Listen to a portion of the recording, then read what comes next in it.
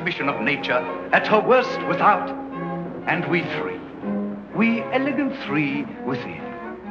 I should like to think that an irate Jehovah was pointing those arrows of lightning directly at my head, the unbowed head of George Gordon Lord Byron, England's greatest sinner.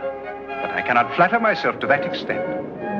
Possibly those thunders of our dear Shelley, heaven's applause for England's greatest poet. What of my Mary? She is an angel. You think so? You hear? Come, Mary. Come and watch the storm. You know how lightning alarms me. Shelley, darling, will you please light these candles for me? Oh, Mary, darling. Astonishing creature. I, Lord Byron. Frightened of thunder, fearful of the dark, and yet you have written a tale that sent my blood into icy creeps.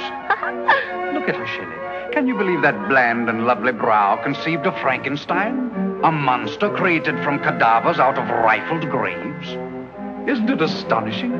I don't know why you should think so. What do you expect? Such an audience needs something stronger than a pretty little love story. So why shouldn't I write of monsters? No wonder Murray's refused to publish the book. He says his reading public would be too shocked. It will be published, I think. Then, darling, you will have much to answer for. The publishers did not see that my purpose was to write a moral lesson. The punishment that befell a mortal man who dared to emulate God. Well, whatever your purpose may have been, my dear, I take great relish in savoring each separate horror. I roll them over on my tongue. Don't, Lord Byron. Don't remind me of it tonight. What a setting in that churchyard to begin with. The sobbing women. The first clod of earth on the coffin. That was a pretty chill. Frankenstein and the dwarf stealing the body out of its new-made grave. Cutting the hanged man down from the gallows where he swung creaking in the wind.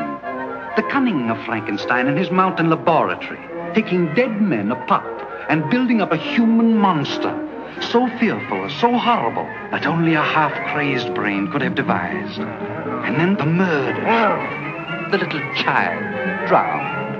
Henry Frankenstein himself thrown from the top of the burning mill by the very monster he had created.